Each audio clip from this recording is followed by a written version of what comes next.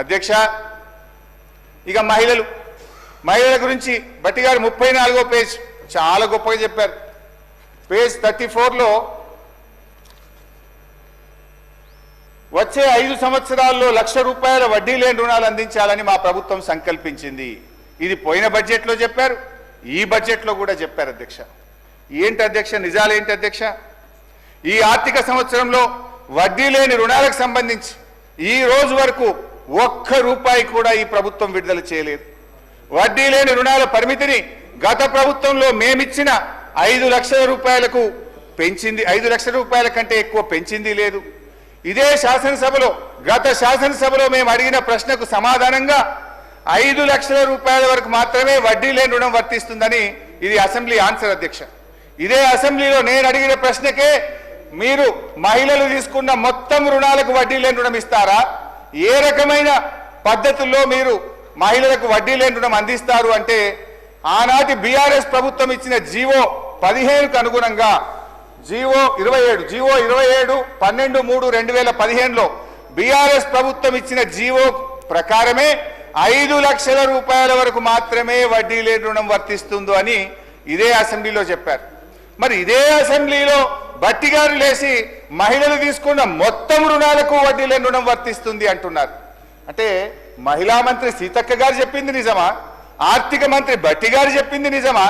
ఎంతకాలం మహిళలు ఈ రకంగా మోసం చేస్తారు? నేను భట్టి గారిని సూటిగా అడుగుతా ఉన్నాను. అధ్యక్ష, మహిళా సంఘాలు తీసుకున్న మొత్తం రుణానికి వడ్డీ లేని రుణం వర్తించినట్టయితే ఆ ఉత్తర్వులు సభ ముందు పెట్టండి, ఆ ఉత్తర్వులు మాకు అందించండి. లేదంటే ఈ సభను తప్పుదో పట్టించినందుకు, మహిళా లోకాన్ని మోసం చేసినందుకు బేషరతుగా క్షమాపణ చెప్పాలని చెప్పి నేను డిమాండ్ చేస్తా ఉన్నాను.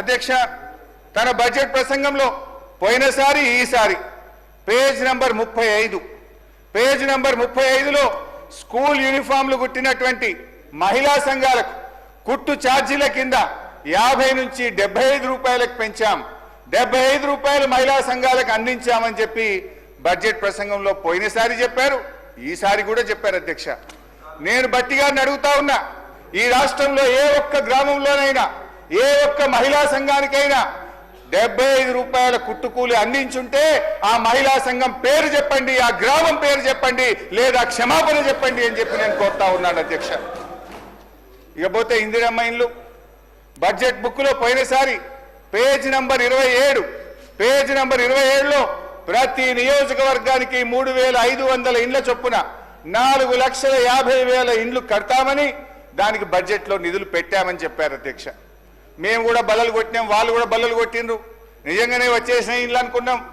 అధ్యక్ష, కాంగ్రెస్ పాలనలో, కాంగ్రెస్ యొక్క 16 నెలల పాలనలో 4.5 లక్షల ఇండ్లు కాదు కదా, 4 ఇండ్లు కూడా కట్టలేదు. అధ్యక్ష, నేను భట్టి గారిని అడుగుతున్నా, పోనీ మీ మధ్యలో ఎక్కడైనా ఒక్క ఇల్లు కట్టారా చెప్పండి, ఎడగట్టారో పోదాం చూద్దాం.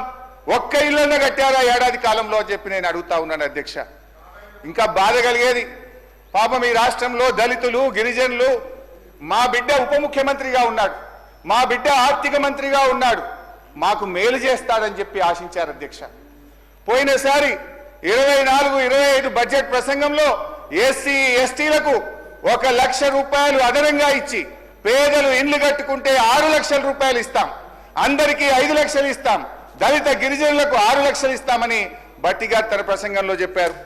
ఈ సంవత్సరం ప్రసంగంలో చూస్తే ఆ ₹1,00,000 మాయమైపోయింది. అధ్యక్ష, ఆ ₹1,00,000 మాయమైపోయింది. అధ్యక్ష, అంటే దళిత గిరిజనులను ఈ ప్రభుత్వం మోసం చేసింది, దగా చేసింది అని చెప్పి నేను ఈరోజు చెప్తా ఉన్నాను. అధ్యక్ష, నేను I appeal honourable deputy CM గారు, మీరు ఒక దళిత బిడ్డగా మీరంటే మాకెంతో గౌరవం.